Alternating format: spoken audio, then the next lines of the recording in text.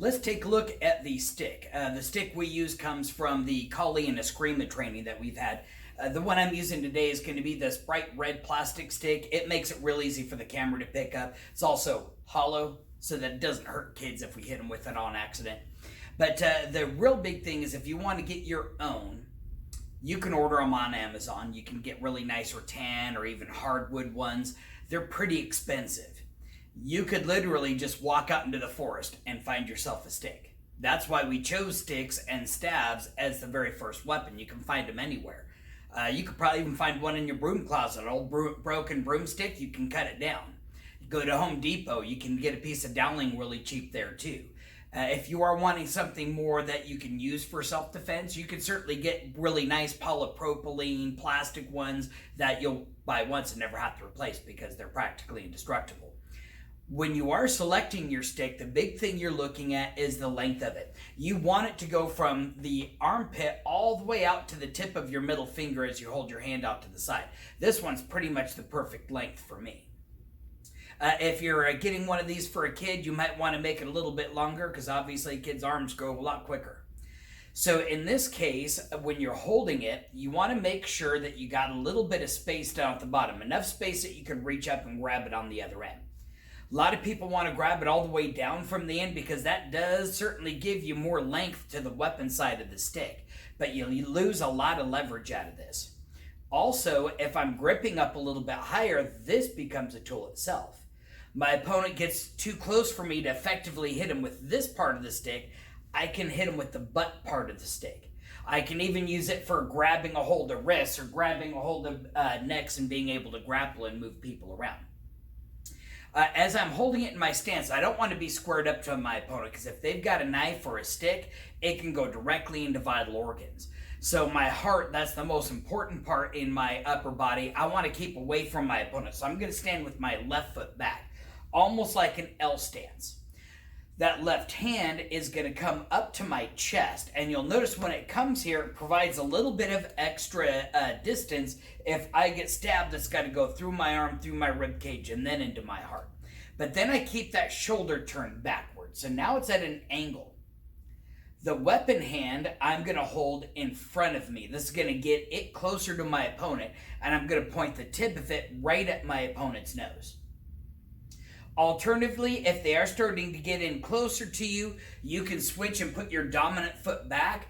That will give you a lot more power to be able to swing this with, but it's already a force multiplier itself. You don't need as much power as you need speed and accuracy. And the closer it is to your opponent, the bigger your deflection range is when you're blocking with it.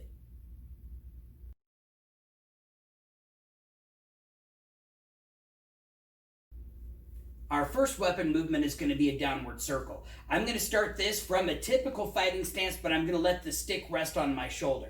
This is a good position where your muscles aren't going to get tired, but it's still here to be able to come up and block or be able to strike if I need to, which is where the first motion is going to come in. I'm going to lift it from my shoulder to point it straight up. I'm then going to point it forward. You'll notice my palm rotated to face up towards the roof.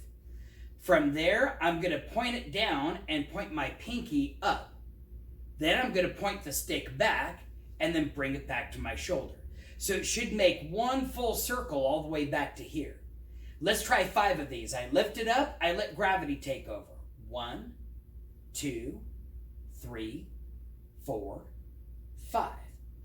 That's an outside circle because it's going to the outside of my body.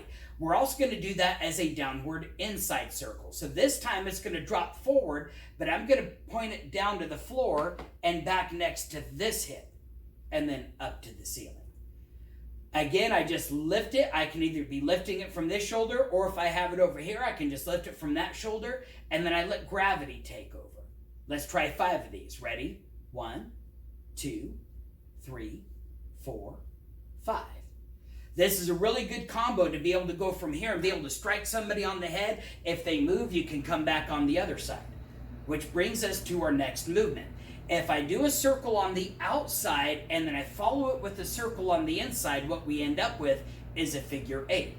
I'm going to start the figure 8 from the outside. I'm going to swing it back down next to my hip. I want it close to my body. If we were in the jungle right now, I wouldn't want this swinging out wildly because it's going to get tangled up in the vines. I want to try to keep the stick as close to my body as possible. So same thing, I'm going to let gravity do the work. I bring the stick out in front of me, and then I let the stick drop down to one side, down to the other side. Let's try 5. Ready? Go. 1, 2, 3, 4, 5. Notice at the end we can speed it up. This is a really good exercise to just help get your wrists limbered up. If you feel like it's all clunky, come back to these wrist stretches we did in our warm-up at this belt. The more flexible your wrists are, the easier it is going to be to move the stick.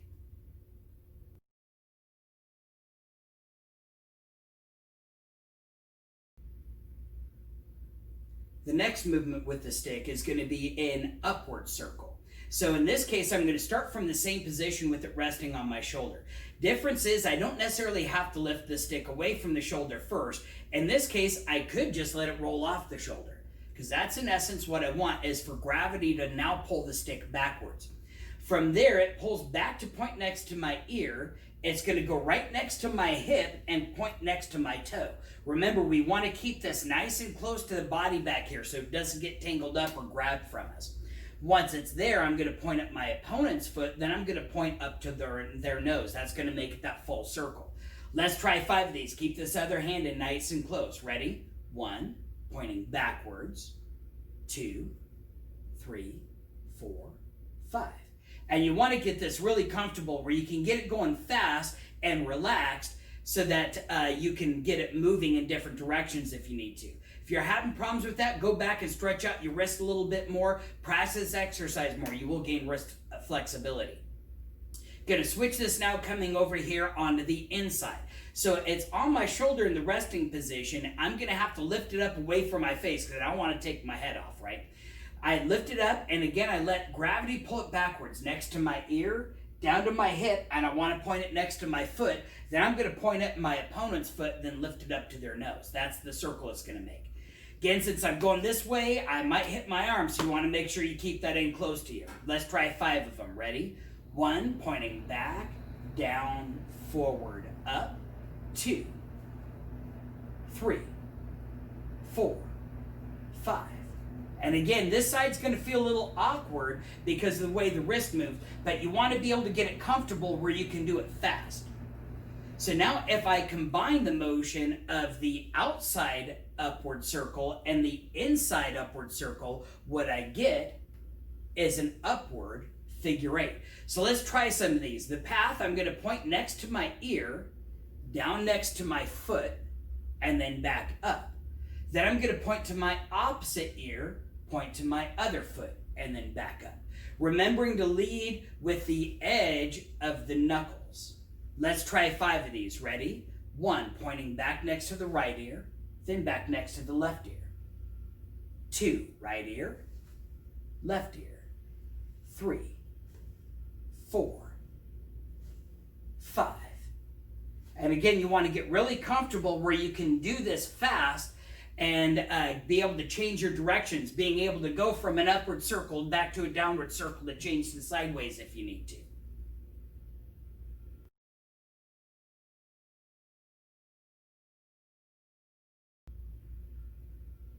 The next movement we call a helicopter. This exercise is really good for wrist flexibility. So if you're having a hard time with any of your figure 8s or any of your circles, come back to this helicopter drill and it's going to help you gain a lot of the flexibility you're going to need. Here's why we call it helicopter. I'm going to lift it above my head. Notice how I've got the bottom, the pommel side of it, pointing towards my opponent. This technique, I'm going to smack him on the left and the right side of the ear, both in the same movement. To do that slow, I want you to watch my elbow. I pull the elbow across my face. That rotates the stick around so I can swing to the side. If my opponent's right here and I can only swing this far, I'm not going to do any damage. I need to pull that wrist and that shoulder over so that I can strike through my opponent. From there, as I go the other way, the elbow is the first thing that moves. The elbow moves and the rest of the hand twists around behind it so it can strike on the opposite side. Let's try 5 of these. Ready? 1. Bring it back to point forward. 2.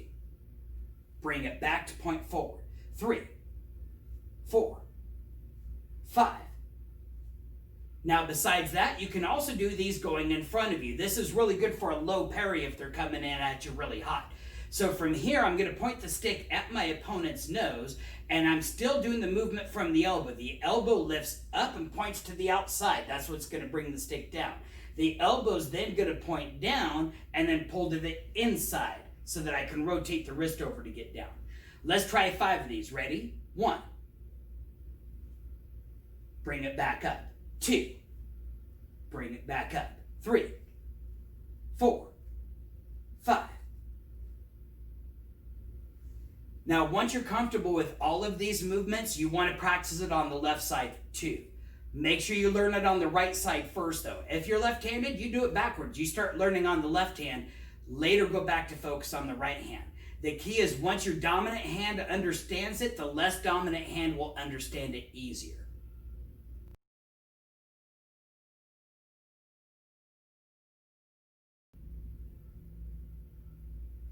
The next movements we're going to learn are associated with blocking with the stick.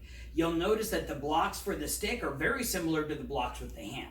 So the first thing, as soon as I feel threatened, I want to be able to bring the stick from here out to in front of me. The closer my weapon is to my opponent, the more it creates a shield for me that they have to get around to get to me. So for the high block, the first thing I'm going to do is I'm going to let the tip of the stick drop. That's going to let gravity do its work and lift this side up.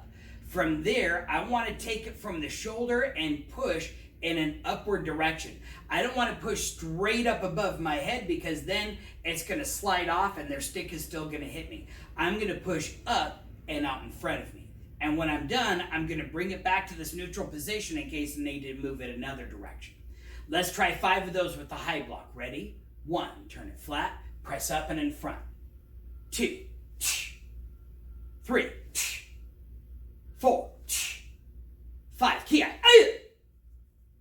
From the high block, we then have a downward block, which is going to work very much the same way. The stick is going to turn level, but then I'm going to pull it in and I'm going to push down in front of me. This is going to intercept a strike or a kick maybe that's coming up towards me, towards my groin. So let's try 5 of these. Ready? 1, turn it flat, pull in, push down. 2, 3, 4, 5, ki. From there we have our inside and our outside block, very much like we do with our Taekwondo. I want to make sure that as I start the block, I bring it next to my ear. I want to gain some momentum that I can use to bring it back to the side. If I imagine a box in front of me, here's the top of the box, here's the bottom of the box. I'm now going to go for the sides of the box. Notice how I've got the stick straight up and down. So let's try 5 of these. From here, I'm going to go for the outside block first. I'm going to bring it next to my shoulder, and I'm going to push it out to the side. 2, shoulder, out. Remember to breathe. 3, 4, 5, ki. As I do the inside block, same thing. I'm going to retract the stick a little bit so I can push it across to my body.